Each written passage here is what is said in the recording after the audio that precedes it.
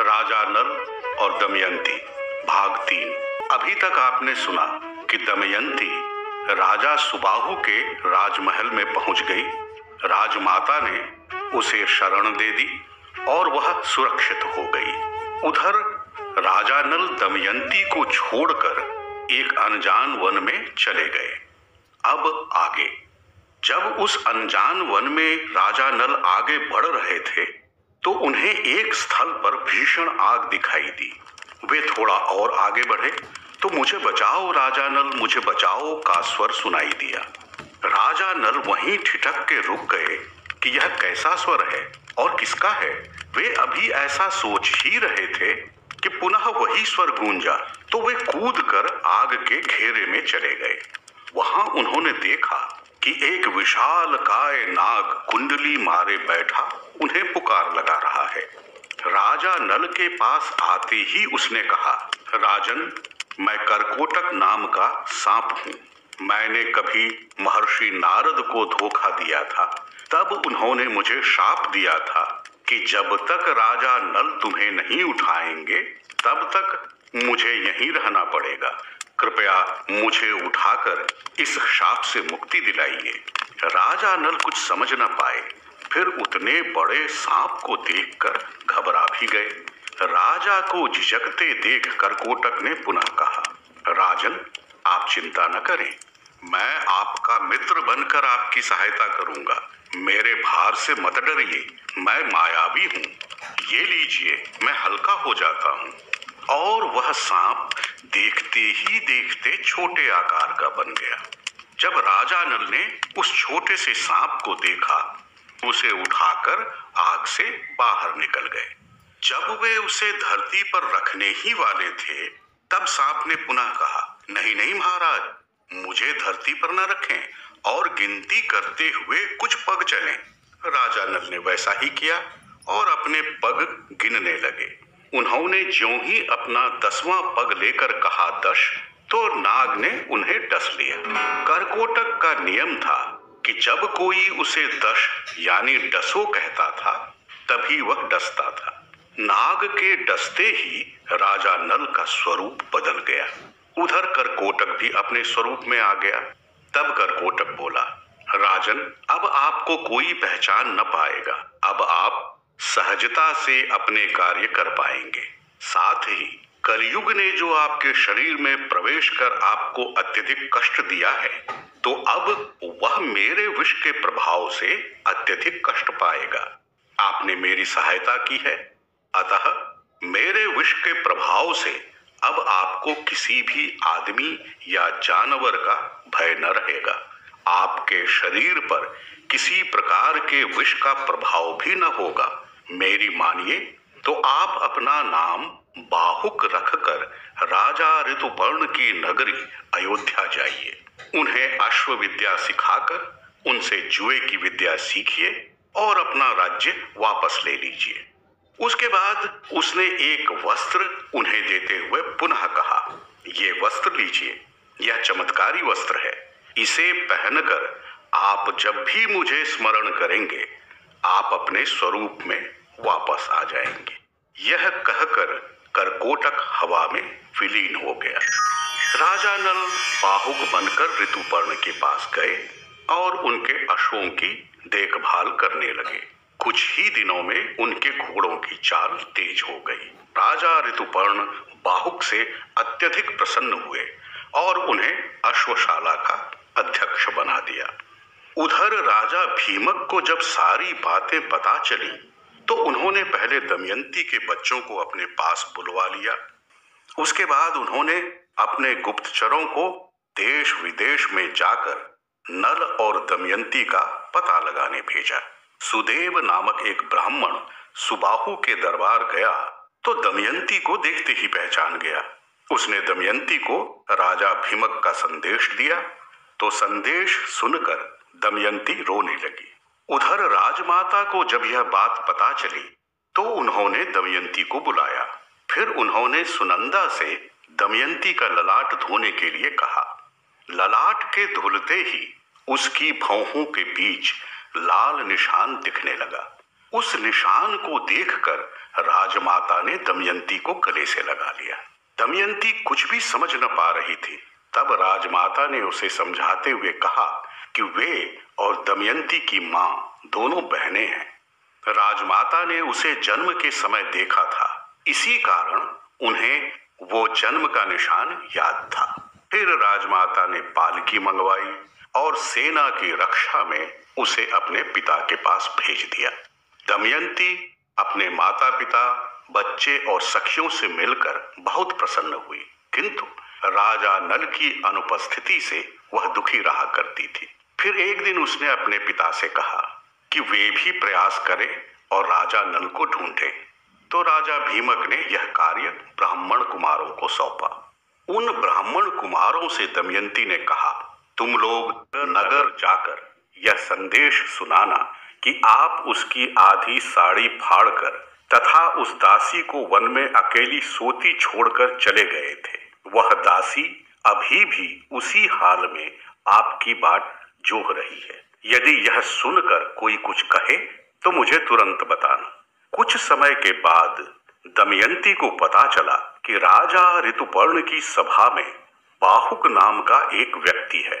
वह वहां घोड़ों की शिक्षा देता है, बहुत ही अच्छा खाना बनाता है और कुरूप है। उसने यह संदेश सुनकर एक ब्राह्मण कुमार से कहा कि जब वह प्राण रक्षा के लिए साधन कर रहा था तब पक्षी उसके वस्त्र लेकर उड़ गए थे। दमयंती ने सोचा कि अवश्य ही ये मेरे पति हैं, किंतु वे कुरूप तो नहीं हो सकते। तो फिर क्या उन्होंने किसी कारणवश ऐसा रूप धारण किया है? मुझे इसका पता अवश्य लगाना चाहिए। फिर उसने अपने पिता को बिना बताए ही ऋतुपर्ण को संदेश भिजवाया कि दमयंती ने फिर से स्वयंवर कर पति वरण करने का निश्चय किया है। स्वयंवर कल ही है, अतः आप पहुंच सकते हैं तो पहुंच जाइए।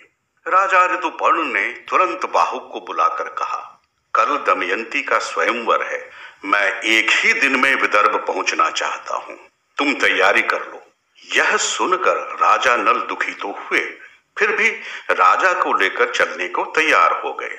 उन्होंने सोचा कि यदि भाग्य में यही लिखा है तो यही सही।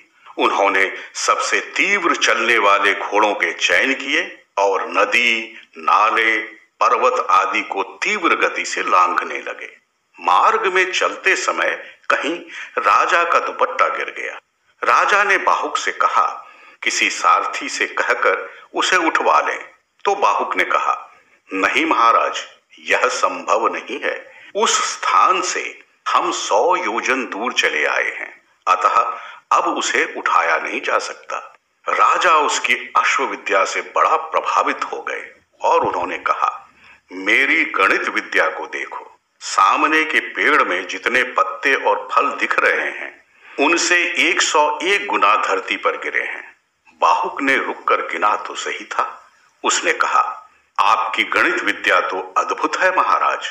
तब राजा ने कहा, यही नहीं, मैं पासों की वशीकरण की विद्या में भी निपुण हूं। तब बाहुक ने विनती करते हुए कहा, महाराज, यदि आप मुझे पासों की विद्या सिखा दें तो मैं आपको अश्व विद्या सिखा सकता हूं। राजा को विदर्भ जाने की जल्दी थी। उन्होंने पासों की विद्या सिखा दी और कहा कि वे अश्व विद्या फिर कभी सीख लेंगे। पासों की विद्या सीखते ही कलियुग करकोटक के विष को उगलता हुआ राजा नल के शरीर से बाहर आ गया। राजा ने उसे देखा तो शाप देना चाहा। तब कलियुग ने क्षमा मांगते हुए कहा, मुझे क्षमा करें महाराज, मुझे क्षमा करें, मुझे शाप न दें। आपसे बिछुड़ने के बाद आपकी पत्नी के शाप के कारण मैं करकोटक नाग के विष से जलता रहा हूं। मैं आपसे इस घनघोर अपराध के लिए क्षमा मांगता हूं। आप तो दयालु हैं, आप मुझे क्षमा कर दें। मैं एक वर भी आपको देता हूं कि जो कोई आपके चरित्र का गुणगान करेंगे उन्हें मेरा भय न होगा। यह सुनकर राजा नल का क्रोध शांत हो गया। उन्होंने कलियुग को क्षमा कर दिया। कलियुग उसी समय भागकर एक वृक्ष में समा गया। यह संवाद राजा नल और कलियुग के अलावा किसी को मालूम न हुआ और वह वृक्ष ठूंठ सा हो गया। कलयुग ने उनका पीछा छोड़ दिया था, किंतु उनका रूप अभी बदला नहीं था। इस बीच वे विदर्भ पहुंच गए। कुंडी नगर में वे घोड़े भी रहते थे जो राजा नल के बच्चों को लेकर आए थे। वे उनकी गंध पाकर हिनहिनाने लगे। दमयंती को लगभग विश्वास हो गया कि वे राजा नल ही थे। उधर ऋतुपर्ण महल में गए तो उन्हें स्वयंवर जैसा कुछ भी न लगा। भीमक ने जब कुशल पूछकर उनसे आने का कारण पूछा तो वे झेंप कर बोले, बस महाराज, मैं तो आपको प्रणाम करने आ गया था। भीमक को कुछ समझ न आया कि इतनी दूर से वे मात्र प्रणाम करने आए थे, किंतु उन्होंने आदर के साथ उन्हें महल में रहने के लिए भिजवा दिया। इस बीच दमयंती ने एक दासी को बाहुक के पास बच्चों को ले जाने के लिए कहा। बाहुक ने उन्हें प्रेम से गले लगाया और उसकी आंखें नम हो गईं। दमयंती को विश्वास हो गया कि बाहुक और कोई नहीं, उसके पति राजा नल ही हैं। उसने उन्हें बुलवा भेजा। दमयंती को देखते ही राजा नल की आंखों में आंसू आ गए। तब दमयंती ने कहा, बाहुक, एक धर्मज्ञ पुरुष अपनी पत्नी को सोता छोड़कर चले गए थे, क्या तुमने उन्हें कहीं देखा है? यह कहकर दमयंती फपक फपक कर रोने लगी। तब राजा नल से भी रहा न गया और वे बोले, प्रिय, मैंने जानबूझकर ऐसा नहीं किया। यह तो कलयुग की करतूत थी, किंतु यह मैं क्या सुन रहा हूं? मुझे भूलकर यह स्वयंवर? दमयंती बोली, नाथ, मुझे क्षमा करें, आपसे मिलने की और कोई युक्ति नहीं थी मेरे पास। आपके अलावा किसी पर पुरुष के बारे में सोचना भी मेरे लिए पाप है। फिर भी यदि मैं पापनी हूं तो मेरा त्याग कर दें। तभी वायु ने आकर कहा, राजन, दमयंती गंगा जल की भांति पवित्र है, इसके साक्षी हम लोग हैं। इसने 3 वर्ष तक शील व्रत की रक्षा की है, कोई शंका न करो और इसे स्वीकार करो। वायु के इतना कहते ही आकाश से पुष्प वर्षा होने लगी, शीतल मंद सुगंधित पवन बहने लगी। इस अद्भुत दृश्य को देखकर राजा नल का संदेह पूरी तरह से जाता रहा। उसके बाद उन्होंने अपनी आप बीती सुनाई और करकोटक के दिए वस्त्र धारण कर उसको स्मरण किया। ऐसा करते ही वे अपने वास्तविक स्वरूप में आ गए। दमयंती उनसे लिपट गई। दूसरे ही दिन सारे नगर में यह समाचार भी फैल गया। जब राजा ऋतुपर्ण को यह पता चला तो उन्होंने क्षमा मांगी। राजा नल ने उनकी प्रशंसा की और उन्हें अश्वविद्या सिखा दी। राजा नल उसके बाद 1 महीने तक कुंडी नगर में ही रहे। फिर निषद देश जाकर उन्होंने पुष्कर से कहा, तुमने धोखे से मेरा राज्य जीत लिया था, अब वो मुझे लौटा दो। इसके लिए या तो जुआ खेलो या फिर मुझसे युद्ध करो। पुष्कर ने घमंड से कहा, ठीक है, मैं जुआ खेलूंगा और इस बार दमयंती को भी जीत लूंगा। पासे की विद्या सीख चुके राजा नल ने कुछ कहा तो नहीं और जुए में अपना खोया सब कुछ पुनः जीत लिया, यहां तक कि पुष्कर के प्राण भी जीत लिए। उसके बाद उन्होंने पुष्कर से कहा, सच तो यह है कि तुमने मुझसे कुछ भी नहीं जीता था, वह तो कलयुग और द्वापर का कार्य था। फिर भी मैं तुम्हें क्षमा करता हूं क्योंकि तुम मेरे भाई हो। तुम्हारा नगर भी मैं तुम्हें वापस करता हूं। पुष्कर अपना सिर झुकाकर वहां से निकल गया। प्रजा को पता चला तो वह राजा नल की जय जयकार कर उठी। राजा नल ने उसके बाद अपनी सेना भेजकर दमयंती और बच्चों को भी बुला लिया। वे सुखपूर्वक रहने लगे। समय के साथ राजा नल की ख्याति दूर दूर तक फैल गई। बृहदश्व जी यह कथा सुनाकर युधिष्ठिर से कहते हैं कि संसार की स्थिति सर्वदा एक सी नहीं रहती, तुम्हारा भी कल्याण होगा। और सुनो, नागराज करकोटक, दमयंती, नल एवं ऋतुपर्ण की कथा कहने सुनने से कलयुग के पापों का नाश होता है और दुखी मनुष्यों को धैर्य मिलता है।